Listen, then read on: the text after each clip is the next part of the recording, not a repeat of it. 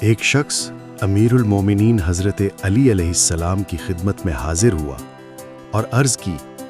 یا امیر المومنین، میں چاہتا ہوں کہ میں لوگوں کے دلوں پر راج کروں،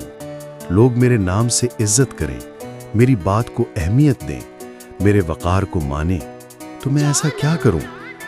امیر المومنین حضرت علی علیہ السلام نے فرمایا، میں نے رسول خدا حضرت محمد مصطفیٰ صلی اللہ علیہ وآلہ وسلم کو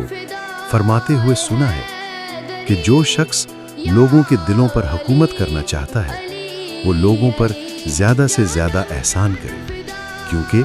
جس قدر وہ احسان کرتا جائے گا اسی قدر لوگوں کے دلوں میں اس کی عزت بڑھتی جائے گی اور وہ ان کے دلوں پر راج کرنے لگے گا۔ یہ سن کر اس شخص نے عرض کی، یا علی، میرے پاس اتنی وسعت نہیں کہ میں لوگوں پر احسان کر سکوں۔ تو امیر المومنین حضرت علی علیہ السلام نے فرمایا، پھر ایک اور کام کیا کرو، جب صبح آنکھ کھلے تو اپنے آپ سے یہ وعدہ کرو، آج میں جس شخص سے بھی ملوں گا ہنستے ہوئے مسکراتے ہوئے ملوں گا، اس لیے نہیں کہ وہ مجھے اچھا لگتا ہے یا برا، بلکہ اس نیت سے کہ وہ اللہ کا بندہ ہے۔ پھر دیکھنا